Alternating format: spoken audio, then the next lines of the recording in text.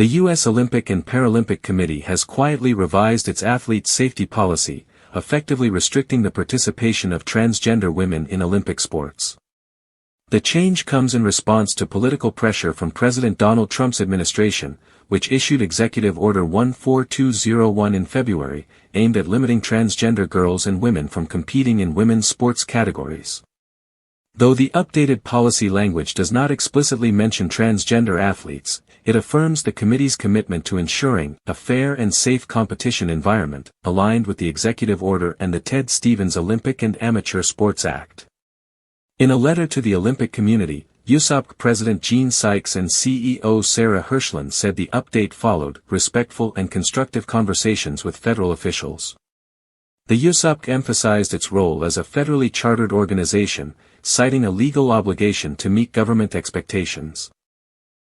While the USOPC does not receive direct federal funding, it relies on critical government services, especially ahead of the 2028 Summer Olympics in Los Angeles, where Homeland Security will play a key role in providing event security.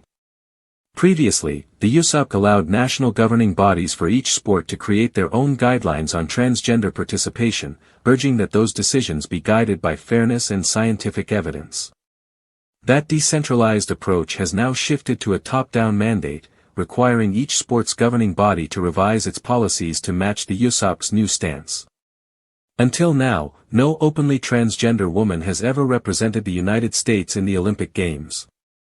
Globally, New Zealand's Laurel Hubbard remains the only openly transgender woman to have competed at the Olympics, participating in the 2021 Tokyo Games as a weightlifter, where she was eliminated in the early rounds.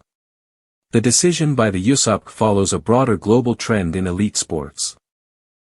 World Athletics and World Aquatics have both imposed bans on transgender women who have experienced male puberty, and the International Olympic Committee recently announced the creation of a task force to examine protections for the female category in sports.